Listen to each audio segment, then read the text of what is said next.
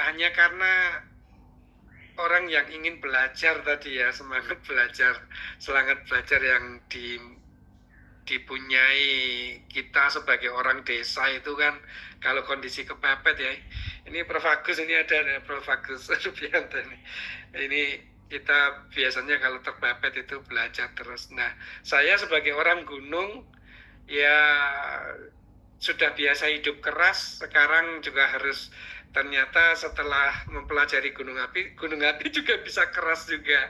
Jadi karakter-karakter yang saya pelajari dari gunung api ternyata ada korelasinya dengan perjalanan hidup, sehingga ketika Dr. Izuki menanyakan tema, ya udahlah tema gunung api dengan hidup aja, karena memang perjalanan kami seperti itu. Baik Bapak Ibu semua hadirin, jadi kita pagi ini bersama-sama untuk mencoba mengkaji ayat kauniyah berupa gunung api. Ini adalah benar-benar karunia Allah SWT yang telah melimpahkan semua rahmat dan memberikan alam Indonesia sedemikian kayanya, sedemikian eloknya. Tapi mohon maaf, yang belajar gunung api mungkin masih bisa dihitung dengan jari, yang sampai ke level S3 apalagi mencari guru besar bidang gunung api kayaknya menjadi langka ya. Padahal ini sangat banyak sekali hikmah yang bisa kita pelajari, bahkan ilmu-ilmu yang terbuka yang ada di Quran itu ternyata memang saya belajar gunung api secara tidak sengaja waktu itu karena merasa bahwa kayaknya kalau saya belajar ilmu seismologi hanya untuk mencari minyak dan sebagainya, gunung apinya nggak akan ada yang ngurus. Hanya gitu aja waktu itu, sekilas gitu waktu sekolah di UGM. Baik, saya mengantarkan bahwa kita di Indonesia itu banyak sekali gunung api yang perlu kita pelajari dan dimanfaatkan, karena memang ada kebermanfaatan yang sangat besar di situ. Pagi ini kita akan belajar bersama, saya sharing aja apa yang saya berbasis hanya sedikit pengalaman saya berkaitan dengan gunung api. Ya mungkin nanti ya sekilas, saya bukan seorang yang benar menguasai Quran semuanya detail terkait dengan gunung api, hanya beberapa yang bisa saya baca, tapi itu cukup untuk kita belajar bareng. Jadi kira-kira 5 bagian ini nanti kita. Baik Bapak Ibu, sekilas kalau kita melihat Quran kita yang berada yang langsung terkait dengan gunung api itu kurang lebih 49 ayat ya, yang dari berbagai aspek ya. Jadi memang tadi sudah Bu Aseng sudah menyitir di An-Naba ya, alamnya di al-ardu hada wajibala autada sebagai pasak ya, sebagai autada tadi sudah disinggung sama Bu Aseng. Jadi dari aspek bahwa gunung api sebagai pasak bumi, sebagai stabilisator, ini ada beberapa ayat ya yang berkaitan dengan gunung api. Yang pertama tadi sudah disinggung, yang terjelaskan di surat An-Naba ya. Jadi itu sebagai yang artinya adalah, bukankah kami telah menjadikan bumi sebagai hamparan ya, dan gunung-gunung sebagai pasak, tadi sudah disebut ya. Kemudian di An-Nahl, dia menancapkan gunung-gunung di bumi agar bumi itu tidak goncang sebagai bersama kamu. Kemudian di surat Luqman dan juga surat An-Naml. Yang surat di An-Naml ini kita juga lihat di Al-Luqman 1-3 bagaimana peran dia sebagai stabilisator. Kemudian yang di keempat di An-Naml, dia juga mengatakan bahwa bumi, gunung-gunung itu juga berjalan, bukan hanya diam. Nah, ini seperti apa? Ini sekilas saja. Ini kebetulan hasil penelitian kami dengan mahasiswa dari BMKG. Bapak Ibu, saya mencoba menstimulasikan, kalau kita perhatikan di situ, ini gunung api di Jawa Timur. Dia berdiri berderet seperti pasak ya. Kalau kita lihat garis-garis hitam yang mengering ini adalah sebenarnya kalau secara geologi yang hitam garis-garis putus ini disebut zona subduksi. Itu adalah gambaran pergerakan subduksi bumi dari arah selatan, terutama dari Australia, yang menunjam ke arah utara, atau di Pulau Jawa ya, Jawa Timur. Ini Bapak Ibu ya, ini adalah subduction zone. Nah, Bapak Ibu lihat di situ deretan gunung yang ada di Jawa Timur ya, yang ada di Jawa Timur itu kelihatan di atasnya. Kita lihat kalau dia.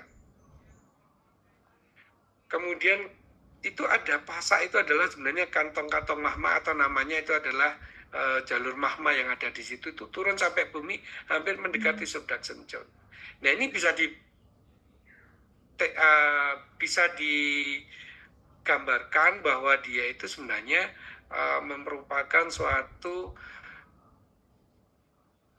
kita lihat seperti pasak, dia turun ke bumi, turun ke bawah, ke dalam, itu mendekati pada subduction zone, sehingga ketika ada pergeseran itu gunung memberatkan, menjadi berat, sehingga karena ada massa, sehingga seperti kemarin, kalau saya tidak menampilkan persamaannya karena kemarin sudah ditampilkan Prof. Agus Rubianto ya.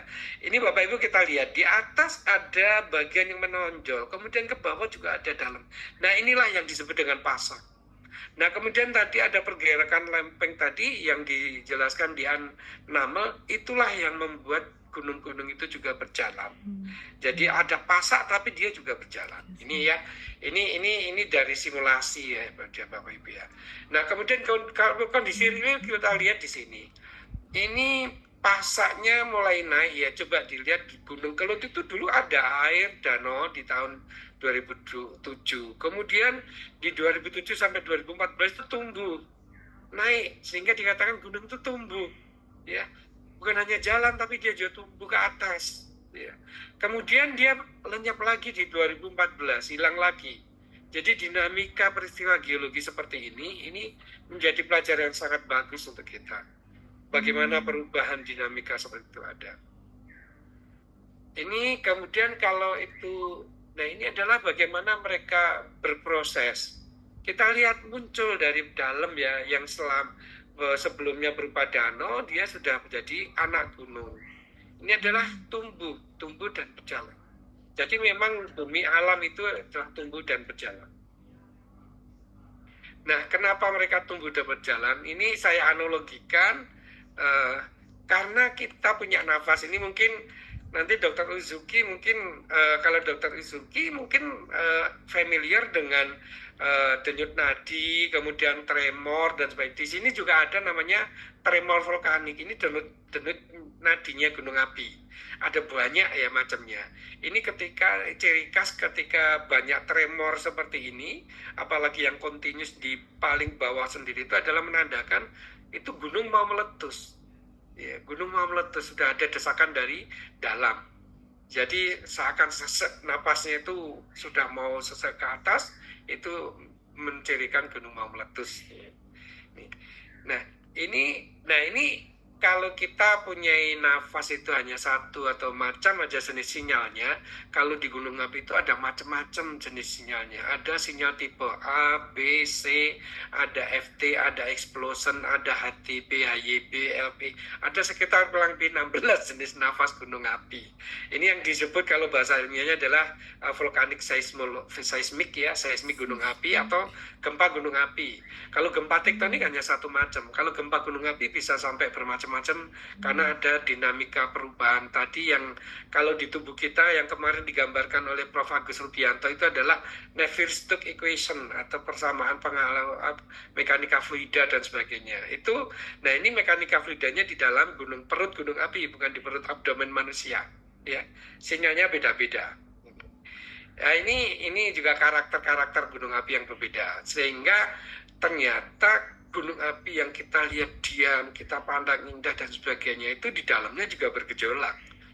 Dan macam-macam gunung ya tadi kemarin Bu Izuki mengkonfirmasi yang benar gunung api, gunung berapi, atau tadi juga Bu Ase ya gunung api. Semuanya itu sebenarnya ada. Kalau secara garis besar itu gunung itu, kalau gunung api itu adalah gunung berapi yang masih aktif ya. Kemudian gunung yang kita lihat yang katakanlah mati itu adalah gunung yang bisa jadi dia dalam status memang mati tidak akan meletus, atau bisa jadi dalam status dia dorman atau tidur. Seperti Gunung Sinabung yang tidur 400 tahun.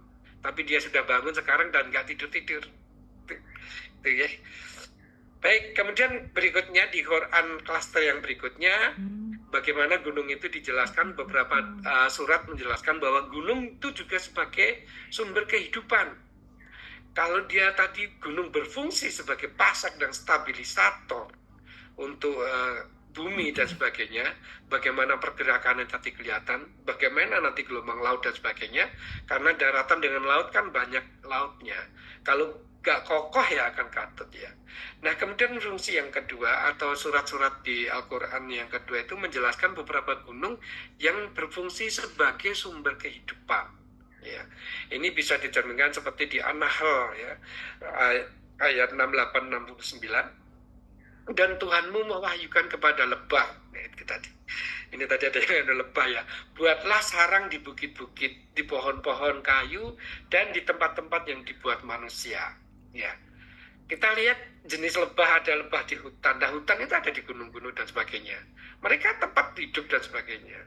Juga kayu, pohon dan sebagainya yang notabene di bukit-bukit ya, itu banyak sekali sumber kehidupan berupa dari flora dan fauna. Kemudian di surat Al-Khawf di ayat 9-11 juga, dan kami turunkan dari langit air yang banyak manfaatnya, lalu kami tumbuhkan dengan air itu kebun-kebun dan biji-bijian yang dapat dipanen. Nah, air di sini kalau yang di gunung bukan hanya untuk menumbuhkan pohon-pohon dan sebagainya. Air meteorit yang sampai ke dalam bumi itu, kalau yang di gunung api, di Indonesia itu 80%-nya adalah volcano hosted geothermal. Dalam artian ada geothermal, air yang disitulah sebenarnya yang menjadi sumber panas bumi, yang dimasuk ke dalam reservoir, yang masuk dengan pergerakan mekanisme mekanika fluida tadi, sampai ke reservoir panas bumi, nanti akan dieksplorasi sebagai uap panas. Itu bisa diubah menjadi listrik. Nah ini sumber kehidupan yang memang kalau kita mau berpikir menggunakan teknologi dan manfaatnya akan sangat bermanfaat. Kemudian di Az-Zumar, tidakkah kamu melihat bahwa Allah menurunkan air dari langit lalu mengalirkannya ke dalam sumber-sumber di bumi? Itu tadi sudah saya jelaskan, sumber-sumbernya bisa berubah jadi sumber air panas maupun sumber air dingin dan menghidupi berbagai makhluk yang memerlukan sumber air. Ini beberapa sebagai sumber kehidupan, gunung-gunung sebagai sumber kehidupan, tadi sudah sebagai sumber air. Ini yang secara detail ada di Al-Mursalat, Al-Nahl, juga Al-Zumar. Kemudian ada lagi dengan sebagai penyubur tanah. Ya. Ketika gunung api meletus, banyak mineral-mineral yang terdistribusi, silika dan sebagainya, magnesium dan sebagainya, ataupun zat-zat yang kemudian mengalami proses pelapukan alami dan sebagaimana akhirnya dia dapat menjadi mineral yang sangat dibutuhkan oleh tanaman maupun biji-bijian.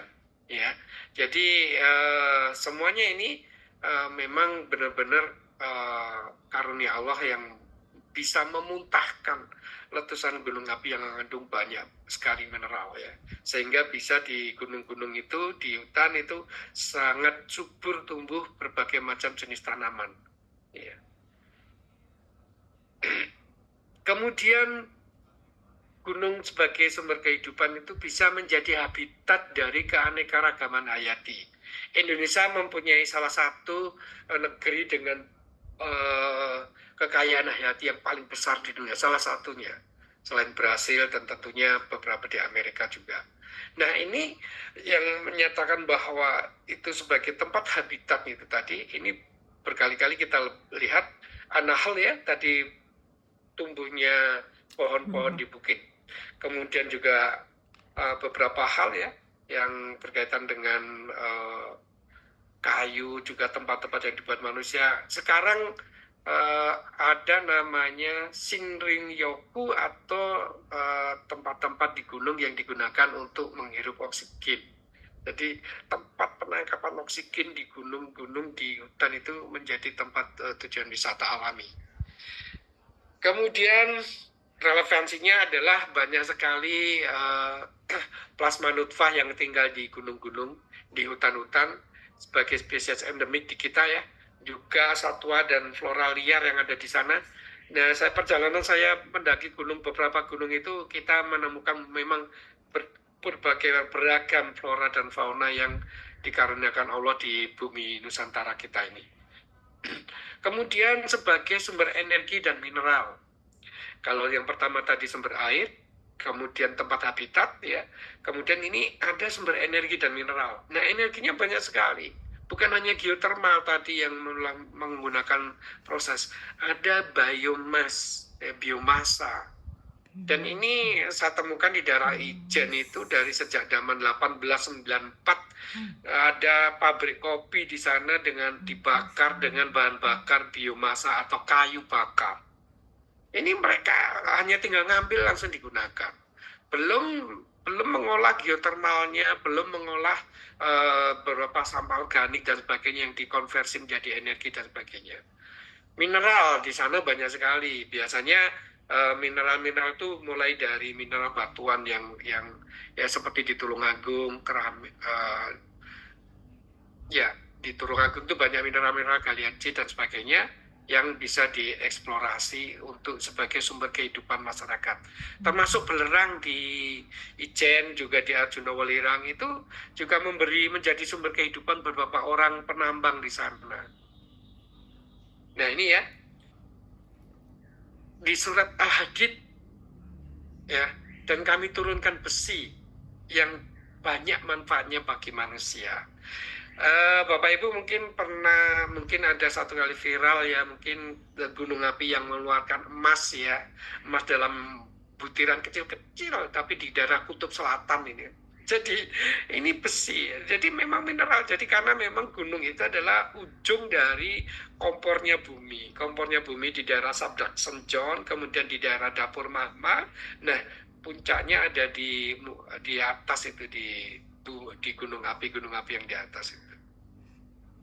Kemudian di Anamel tadi juga sudah mendapatkan bahwa di celah atau siapakah yang menjadikan bumi sebagai tempat menetap dan menjadikan sungai-sungai di celah-celahnya dan menjadikan gunung-gunung untuk mengokohkannya dan menjadikan suatu pemisah antara dua laut. Apakah ada Tuhan selain Allah? Jadi ini memang betapa kita kalau naik kapal, naik pesawat, kalau kita lihat betapa gunung sedemikian besarnya Semeru, kalau kita lihat dari atas itu kecil. Tapi ketika kita jauh naik ke sana, Masya Allah, saya pernah sholat subuh di puncak Semeru, angin dan hawanya itu benar-benar menusuk. Tapi keindahannya kita bisa lihat kota Probolinggo, tempatnya Dr. Izuki, kita bisa lihat kota Malang, kita bisa lihat daerah Pasuruan dan sebagainya. Ya. Kemudian yang terakhir sebagai sumber kehidupan itu adalah bagaimana menjadikan sumber keindahan dan pariwisata ini yang bisa langsung kita kelihatan itu kalau kita ngabuburit atau apa. Kebetulan rumah saya di Batu, jadi tiap hari melihat Gunung Arjuna, Gunung Panderman, ya itu sangat indah memang sore kalau pagi dan sebagainya. Dari rumah saya juga bisa melihat nun jauh Gunung Bromo di sana, Gunung Semeru. Jadi memang benar-benar betapa indahnya ciptaan Allah ini yang berupa gunung. Baik Bapak Ibu, ini hanya beberapa aja, ini beberapa contoh ya, beberapa ini adalah beberapa rombongan orang yang melihat betapa ini seperti ini gunungnya ya. Mereka melihat keindahan, walaupun ini sebenarnya ada tipis antara bahaya dan indah di situ. Saya skip aja. Ini sama, ini juga keindahan yang membahayakan. Ini ada di Iceland. Ini betapa. Ya, ini adalah berapa? Oke, saya lanjutkan lagi. Yang kedua tadi terkait dengan sumber kehidupan. Yang ketiga ini mengingatkan terkait dengan bagaimana kalau bumi gunung api itu meletus ya. Ya, kalau gunung api yang meletus itu bisa namanya kalau di bahasa ilmiah itu mengeluarkan lava pijar atau tunail atau mungkin juga abu panas ya, as vulkanik dan sebagainya. Kemudian juga namanya awan piroklastik atau awan panas dan sebagainya. Kalau kita memperhatikan surat At-Tur ya, demi lautan yang di dalam tanahnya ada api yang menyala-nyala, sesungguhnya azab Tuhanmu pasti terjadi. Ini belum lagi kita melihat namanya gunung api bawah laut ya. Ini ada demi lautan, di dalamnya ada tanah dan ada api, namanya gunung api bawah laut ya. Jadi At-Tur ayat 6 dan 7 ini adalah, dan itu ternyata di Hawaii, saya di Hawaii itu hampir 1,5 bulan di sana, di Pulau Hawaii besar, itu ternyata dia merupakan puncak gunung api dengan kaki yang masuk ke laut sekitar 9 kilo. Ya, jadi itu ternyata kaki gunung laut. Dan di sana banyak sekali gunung api laut, sehingga pantainya, lautnya laut air panas. Ada laut air panas di salah satu resort di sana. Kemudian di Al-Bahdid tadi sudah mineral. Nah, kemudian ini yang keempat aspek ketika gunung yang hancur pada hari kiamat. Nah, ini mengingatkan kita tadi mulai dari kronologinya, mulai dari apa itu si gunung, fungsi gunungnya sebagai pasar dan sebagainya, juga menjadi sumber kehidupan, kemudian di tempat sebagai habitat dan sebagainya. Yang terakhir itu adalah dia juga bisa untuk menghancurkan ketika di hari kiamat. Seperti di At-Takwir ya, ayat 3. Dan apabila gunung-gunung itu dihancurkan, ya, kita melihat, ingat, Gunung Kelut meletus seperti itu ada, sudah heboh ya. Gimana kalau itu nanti gunungnya meletus berbarengan, ini tidak terbayang ya. Kemudian di Al-Muzammil ya, ayat 14, pada hari ketika bumi dan gunung-gunung berguncang, dan gunung-gunung itu menjadi tumpukan pasir yang berterbangan. Tadi kita sempat melihat gambar di tahun 2014, bagaimana anak Gunung Kelut yang setinggi 600 meter itu habis berterbangan ke atas. Itu belum seberapa dibandingkan dengan letusan Gunung Tambora yang sampai kedalaman 2000 meter. Dengan ketinggian sekitar 3000, berarti sekitar 5 kilo material gunung api dilempar ke atas ya, tahun 1815 sampai ke Eropa, sehingga Eropa dikenal dengan Year Without Summer. Itu tahun 18, itu adalah Gunung Tambora Indonesia. Jadi kita menyerang Eropa bukan dengan apa, tapi dengan gunung api. Gitu. Ya, waktu itu korbannya 90.000 jiwa. Di tahun 1815 di Tambora korbannya 90.000 jiwa. Padahal penduduk waktu itu berapa? Kepadatan berapa? Betapa lebih dahsyatnya ukuran itu hanya satu gunung di pulau kecil ya. Kalau ini adalah kondisi di Indonesia berkaitan dengan ini. Mudah-mudahan bisa kita dengar ya suaranya. Apakah suara movie ini bisa terdengar ya? Anda kembali di Liputan Pagi dan ini adalah bagian terakhir coba kita mengejar informasi. Suaranya kedengaran ya? Dengar, Prof. Oke. Cukup jelas, Prof. Dari Gunung Kidul cukup jelas. Siap, terima kasih. Di antara banyak gunung api aktif di Indonesia kadang menjadi ketakutan tersendiri akan adanya bencana. Ya, namun gunung api ini justru sebenarnya dapat.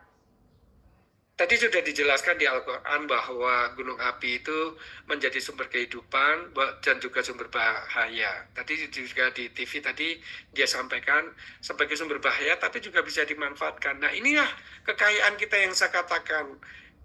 Saya sebagai pribadi miris karena Indonesia dengan kekayaan gunung apinya hampir nomor 1 di dunia, nomor 2 lah kalau nggak mau nomor 1. Geotermalnya juga betapa 40% cadangan di dunia itu geotermal ada di Indonesia, dan 80%-nya itu adalah volcano hosted geotermal. Tapi sangat jarang yang memanfaatkan dan jarang yang mempelajari. Ini yang menjadi ironi di dunia kami, di dunia pendidikan. Bahkan dulu saya mengalami mata kuliah saya itu mau dihapus karena gara-gara saya masih sekolah di Jepang. ini dan sebenarnya Indonesia juga punya sejarah yang tidak baik-baik saja berkaitan dengan korban letusan gunung api ya. Kita nomor 1 dan 2 itu banyaknya korban ada di Indonesia. Ini. Dan nomor 3 juga di Jawa Timur malah. Coba tahun segitu dengan korban segini kan itu kita tidak menghitung korban berkaitan dengan infrastruktur dan kerusakan ekonomi dan sebagainya. Ini hanya korban jiwa, ya. Ini seperti ini ya. Ini saya katakan tadi gunung yang di Hawaii, di Pulau Hawaii besar, di Manawa ini besar sekali. Ini sampai ke dalaman laut. Ini makanya saya katakan di Quran tadi disampaikan laut-laut yang di dalamnya ada tanah dan api. Ya. Ini ternyata kalau kita perhatikan memang benar-benar ya. Ini manfaat yang bisa disampaikan, yang bisa dimanfaatkan dari keberadaan gunung api, mulai yang direct use maupun yang indirect use. Jadi di Quran sudah menyatakan bahwa gunung itu bisa bermanfaat. Lalu bagaimana manusia untuk manfaatkannya? Ya berpikirlah, itu perintah Al-Quran, kita harus berpikir. Tidak harus serta-merta disajikan dalam bentuk yang langsung pakai direct use dan sebagainya. Ada yang bisa direct use sebagai pemanas, penyuling minyak, kemudian dan sebagainya, itu bisa. Minyak untuk cengkeh, teh dan sebagainya itu ada di sana. Pengering kopi dan sebagainya itu bisa dimanfaatkan. Tapi untuk listrik harus dimanfaatkan dengan teknologi. Ini adalah kegiatan saya penelitian di Gunung Api, mendapatkan alat dari Magdas, salah satu ini kolega saya dari Mesir, kemudian dari Jepang dan juga dari Mesir. Ya, ini saya dapat bantuan alat berupa 3D komponen magnetometer yang diinstal di sana. Yang 2 biru-biru ini 3D komponen. Ini adalah lab saya di Gunung Api Arjuna Welirang. Ya di Agrotechnopark.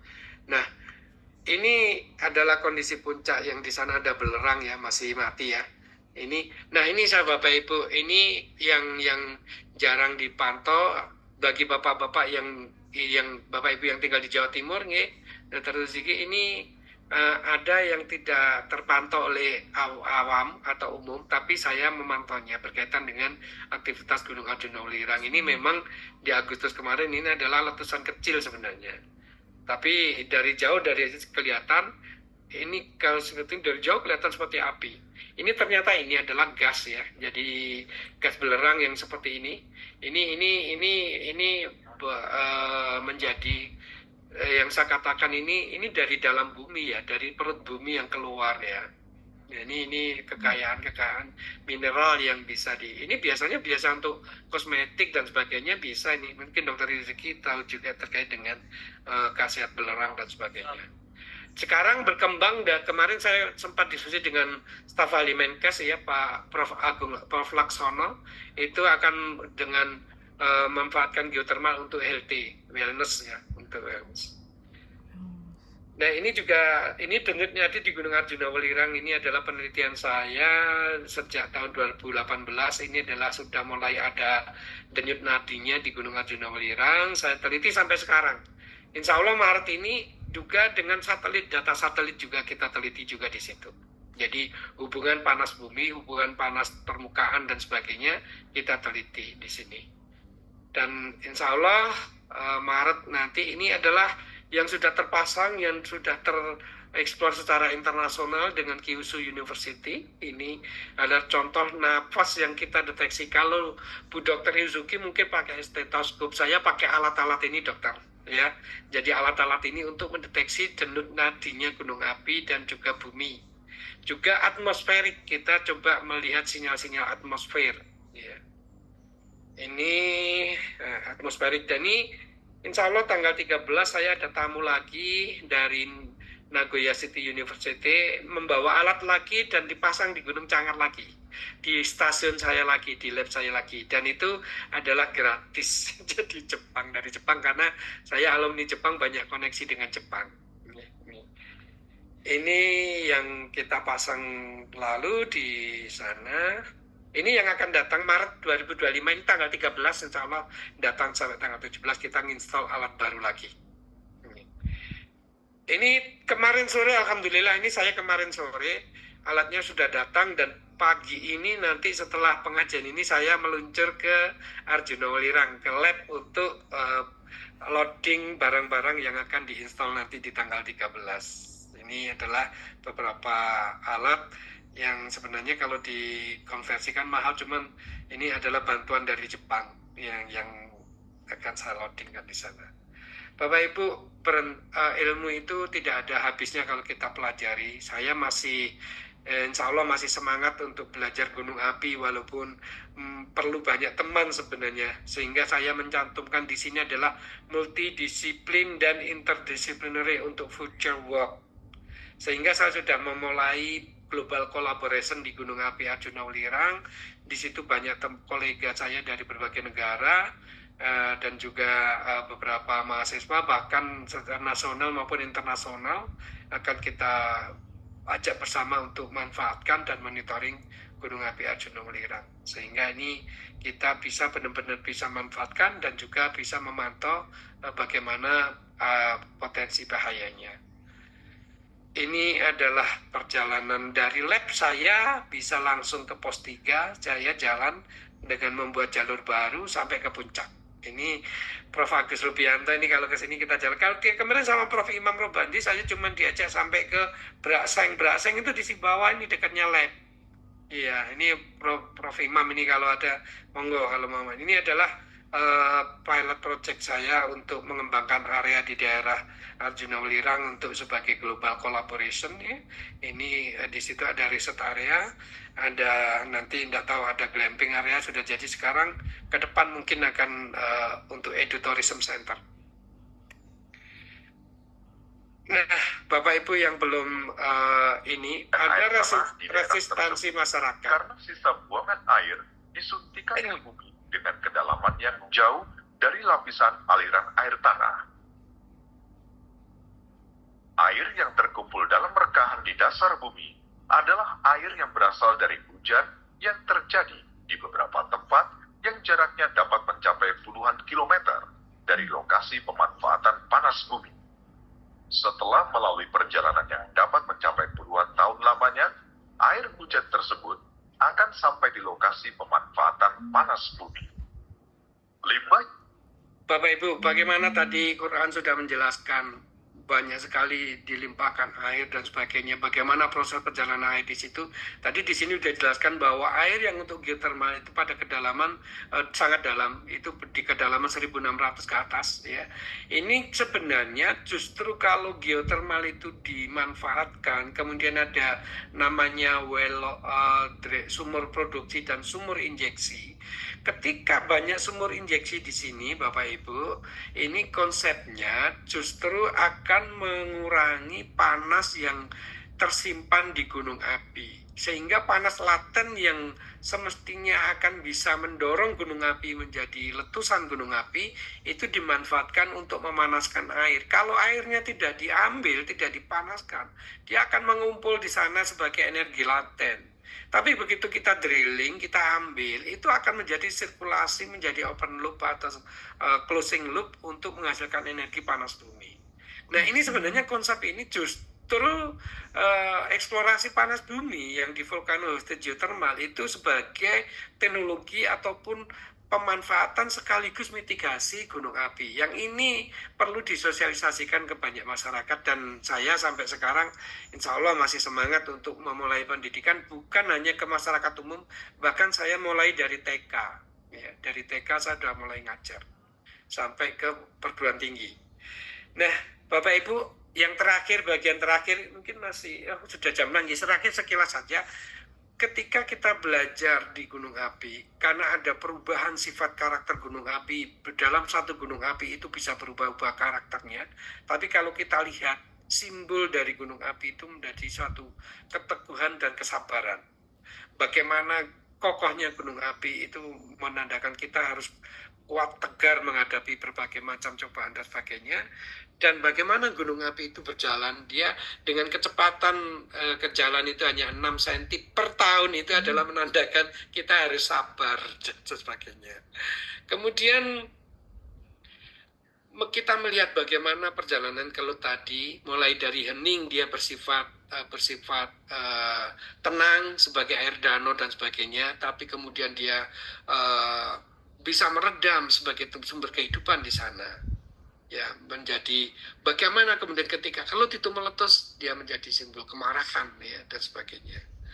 Kemudian yang ketiga itu dengan gunung api, melihat gunung api itu kita mengingat bagaimana Allah Maha Kuasa. Bagaimana gunung itu bisa seperti itu. Tadi kita lihat mendekati, melihat seperti kembang api, tapi itu dari bumi. Seperti aliran Bengawan Solo, tapi itu dari magma. Betapa maha kuasanya Allah terhadap makhluknya. Gitu. Kemudian yang keempat atau yang terakhir itu dari sumber manfaat. Seperti yang disampaikan tadi, banyak keindahan, banyak energi, banyak manfaat langsung maupun tidak langsung. Saya kira ini berapa tadi hikmah sudah saya sampaikan, ini kayaknya sumber akhlak. Nah, juga menjadi manfaat orang lain. Ini dari hadisnya Ahmad. Yang terakhir, kalau yang 1, 2, 3 sudah saya jelaskan tadi, yang terakhir di sabda Rasulullah bahwa tentang sebaik-baiknya manusia adalah manusia yang paling bermanfaat bagi orang lain. Nah, ini dengan melihat gunung api dia akan menjadi manfaat, tapi ketika suatu saat dia mencapai kondisi kritis, dia akan meluapkan marahnya juga. Saya kira itu yang bisa saya sampaikan. Kesimpulannya, Bapak Ibu kita bisa lihat sendiri tadi, mulai dari kesabaran, keteguhan sampai ke menjadi manusia yang bermanfaat. Mudah-mudahan sedikit yang saya sharing dan itu menambah ilmu saya sendiri, juga menambah bisa bermanfaat bagi Bapak Ibu semuanya. Yang benar datangnya semata-mata dari Allah. Kalau ada kekeliruan itu jelas-jelas ada dari saya. Kurang lebihnya mohon maaf. Terima kasih. Assalamualaikum warahmatullahi wabarakatuh. Saya kembalikan kepada Bunda